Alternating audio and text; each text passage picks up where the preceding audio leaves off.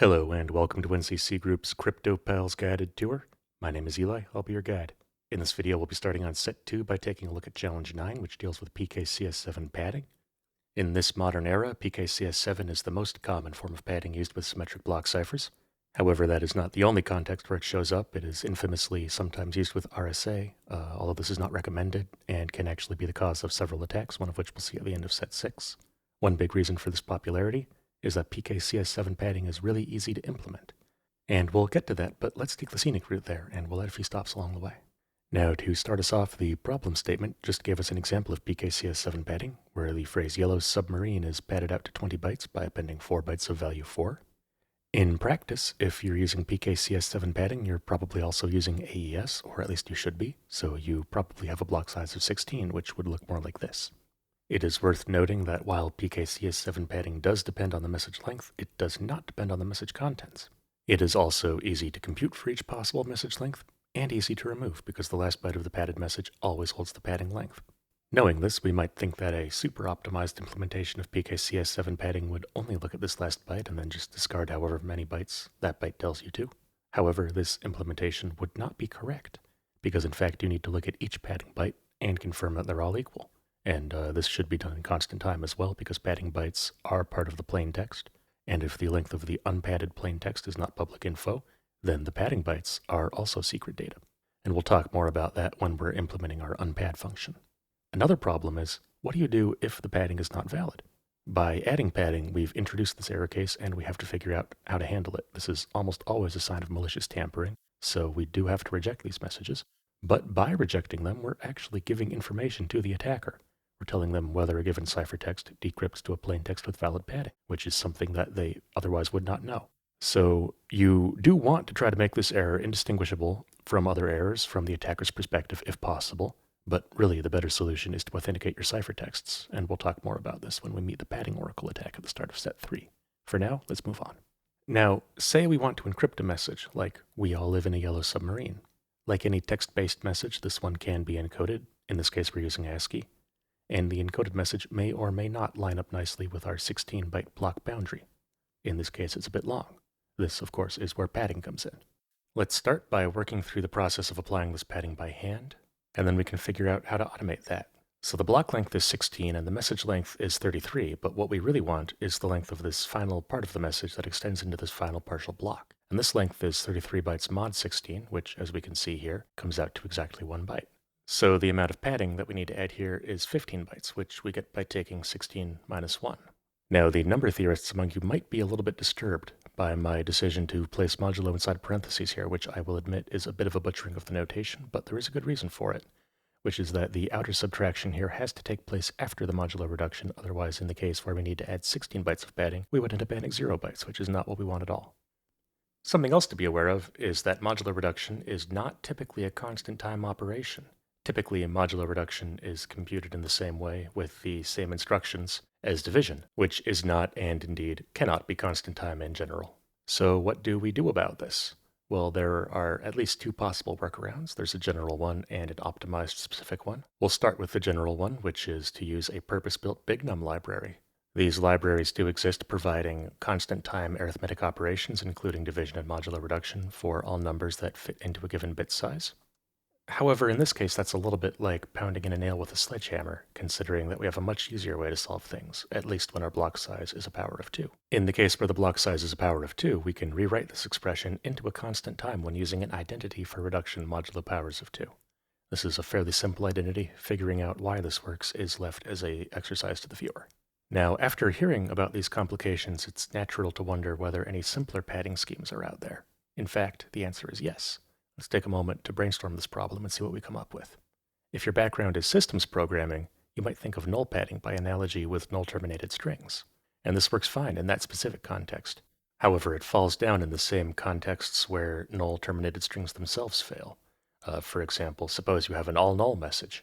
How would you tell where the message ends and the padding starts? If you try to remove the padding, you'd end up losing the whole message. And there's another problem, which is sort of a corollary of the first one, which is that there are trivial collisions. Null messages of different lengths all pad to the same value. So what can we do to fix this? Well, both of these problems stem from not knowing the length of the padding. So one solution is to store that value in the final byte. This solves both problems and makes this scheme into valid padding. However, it does introduce one limitation, which is that the padding length has to be representable as a byte. In other words, it has to be less than or equal to 255. And just as an aside, PKCS7 padding actually shares this limitation. It's usually not a problem, but suppose that it was. What else could we do? Let's reset the padding and then try something else. Instead of storing the length of the padding, we could try marking its boundary. That way we don't need to worry about whether its length is representable. For example, we could append a single byte of value 1, or really any non-zero value, and then follow it with null bytes. This also is a valid padding scheme, although we don't see it a lot with symmetric ciphers. But it does have a niche, and that is with some hash functions. And there's a sort of interesting reason for this, which is that a lot of hash functions are defined in terms of bit strings, not byte strings. This is for fairly obtuse reasons involving hardware circuits and standards bodies. But just for example, MD4, MD5, the entire SHA family, and most number theoretic hash functions are all defined in this way. And many of these use this padding scheme because it generalizes well to bit strings. Instead of a 1 byte, you just append a 1 bit, and then follow it with 0 bits. And here's what that looks like when applied to a byte string. The hex for this specific bit string is 0x80, as you can see. And now, just for fun, and as a way of wrapping up this tangent, let's take a look at the RFC for MD5 to see how this padding is defined in there. You can see that they've customized it slightly to fit their use case, but the core idea has not changed. Now, there are lots of other padding schemes out there, particularly for use with schemes like RSA. There are also padding schemes like PKCS5 padding, which is PKCS7 padding but with a restricted block size, or the variant of PKCS7 used in TLS, in which the padding bytes are all equal to the padding length -1, and that list could go on and on and on, but we'll leave it there for now. There is, however, one more thing that we need to mention before moving on. So far, this discussion has implied that if you're using a block cipher, you need padding. This is actually not always true. Block ciphers can be used in all kinds of modes, of which we've already met ECB and CBC modes. These two modes both require padding. However, there are many other modes, and most of them can handle arbitrarily sized messages. The classic archetypal example here is counter mode CTR, which famously turns a block cipher into a stream cipher. We also have counter mode's cousins, GCM and SIV, which we'll meet much later on, possibly in set 8. And there is even a variant of CBC mode called CTS, or ciphertext stealing, which uses a very clever trick to handle odd-sized messages without needing padding. We'll talk about that more in the very next challenge, which will find us discussing and implementing CBC mode. Now, looking at this table, you might think that it's obvious that these no padding modes would be preferable, and they definitely are preferable to ECB because ECB sucks. However, if we're comparing these modes to CBC mode, there's a bit more of a trade-off there. And the trade-off is, on the one hand, modes that don't require padding never have to deal with invalid padding. So this is one error case that they just eliminate categorically. And, that should not be undersold. That's a very attractive feature. On the other hand, by default, modes that don't require padding leak the exact length of the plaintext, whereas modes that do require padding leak the plaintext length rounded up to a multiple of the block size, or potentially to a larger value if the message is over-padded. This might not seem like a significant difference, and in some cases, it truly isn't. Against active adversaries, this difference doesn't tend to be a very big deal, and we have attacks like the crime attack on TLS that prove this, as we'll see in Challenge 51. But against passive adversaries, and particularly passive surveillance, it certainly seems like this would be a nice property to have, to be able to hide your exact message lengths. The pertinent question here is, are the lengths of your messages sensitive?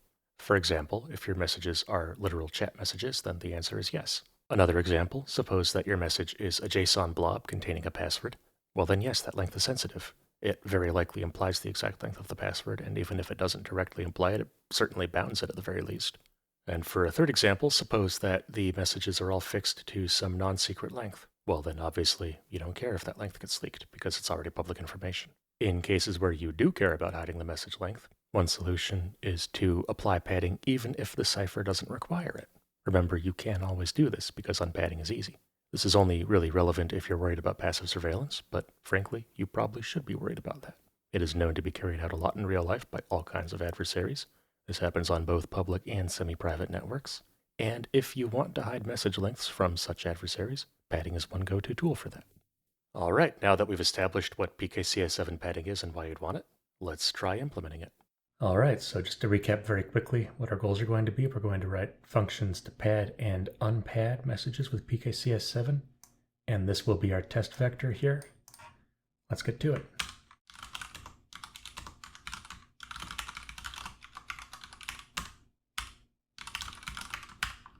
and this function signature is natural enough. We're going to take a byte string as our input, as well as a block size, which will default to 16, and we're going to return a byte string as well.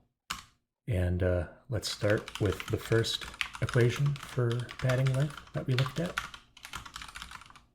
And this computes the padding length. However, as discussed earlier, it does not do so in constant time because it uses a modulo operator here. When we have a block size that is a power of 2, we can do better than this. Now, adding a general check for any block size to see whether it's a power of 2 sounds like more work than I'm really interested in doing here. So we'll just add a special case for block size equals 16.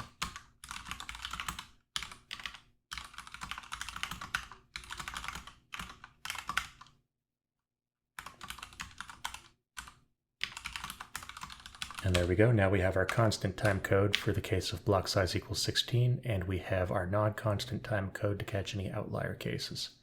Ideally, you would provide constant time code in both cases, but frankly, I don't care. And this is actually something that I want to highlight a little bit, is with defensive code, it's very important to write constant time code because you actually do have secrets you're trying to keep. However, with attack code, you're generally not trying to keep secrets. You're trying to steal other people's secrets. You're trying to recover secrets. You're trying to stop things from being secret. And so a lot of the time, it's perfectly okay to have timing side channels or other side channels or really any sort of vulnerability that doesn't hurt you is honestly usually fine as an attacker. And of course, this all depends on your threat model, and this is something that's worth thinking about in detail. But in a lot of these challenges, I'm going to choose to write code in a non-constant time way because I think that's perfectly appropriate as an attacker. And that's something that I'm always going to call out as I'm doing it, or at least I'm going to make an effort to. But I'm not always going to write it constant time, even if I do mention how it could be made constant time. And right here, we're just doing something very simple. I think we've done this before, where we construct a byte string of length 1, whose contents are the pad length, and then we extend that out to the pad length. The reason that we're putting the multiplication outside of the bytes call here is because otherwise, if we were to do it like this, for example, we would be constructing a list of length pad len and then converting that to a byte string. So both our list and our byte string would have this length. But if you do it this way, then the list has length 1 and the byte string has length pad len. So this is just a little bit more efficient. And now we're on a roll here, so let's keep it going. Now this is the hyper-optimized version of the PKCS7 removal function that I mentioned earlier on in this video. And as I said at that point in time, this is wrong. The reason being that there's no padding validation going on here. It is actually important to treat invalid padding as an error case because it's something that never should happen under normal conditions. This just is sort of a special case of the more general rule that you should perform all the input validation that you're ever really able to do, because that's how you detect anomalous situations as quickly as possible, which allows you to respond to them. So let's go ahead and add some error checks here. So let's see. So the first thing that we want to check is if we have 0 as our padding byte, then that's obviously wrong, because you can never have 0 bytes of padding. You can have, between 1 and 255, but never 0. At least not with strict PKCS7. If you're using TLS PKCS7, then you can have 0, but that's not what we're implementing here. And the second case is, what if we claim to have more padding than we have message bytes? We want to reject that. And then what if not all the bytes are equal? That's also an error. And notice the ordering here, by the way, that we place this prior to this. That's because this ladder operation is more expensive here. Or at least I believe it is. This is just my intuition from writing a lot of Python. We could raise a generic exception, but I would rather introduce a purpose-built exception for this case. And this way, you can catch these errors with exception handling, and you know that your catch block will not catch any other errors that it's not meant to. And like I mentioned earlier, if this padding error is propagated in such a way that it is visible to a remote user, then you have introduced what's called a padding oracle, which is very problematic, as we'll see later on. So you have to be careful with how you handle these errors internally, and ideally you would make them as hard as possible to distinguish from any other generic error from the perspective of an outside user.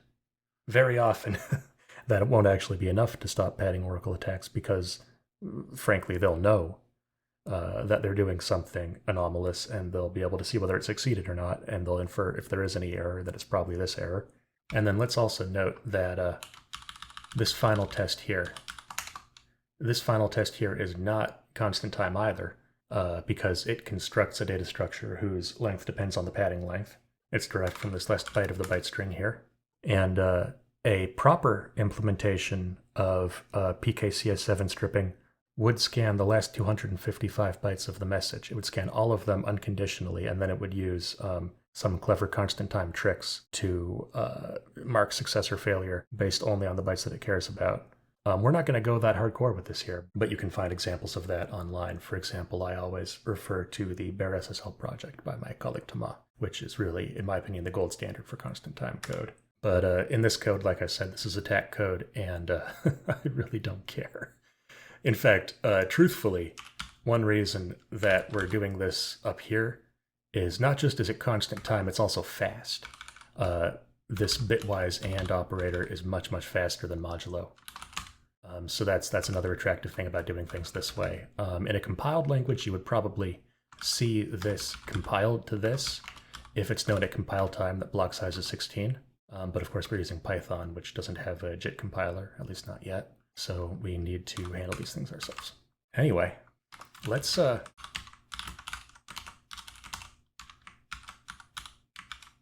try these out in an interactive prompt, see how they work.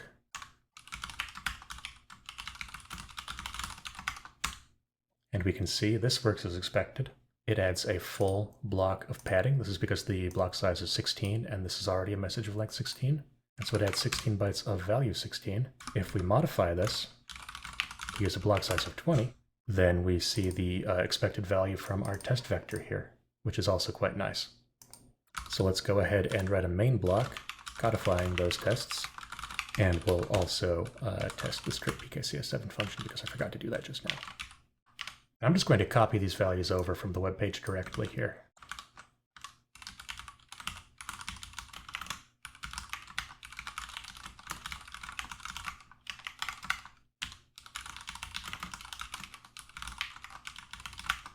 So now we can test that this has the value we expect and that this has the same value as the original plaintext.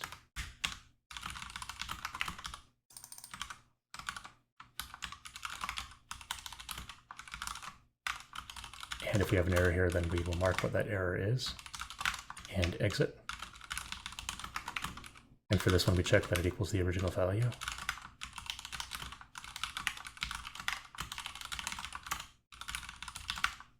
And it can bail out if there's any problem.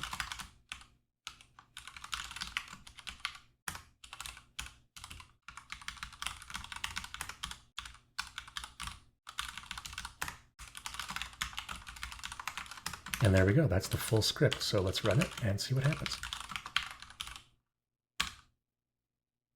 There we have it. Here's our plain text, here's our padded value, and here's our unpadded value, which as we can see has been successfully round-tripped. So it worked. And that does it for challenge 9. I hope you found this helpful, and I'll see you in the next one.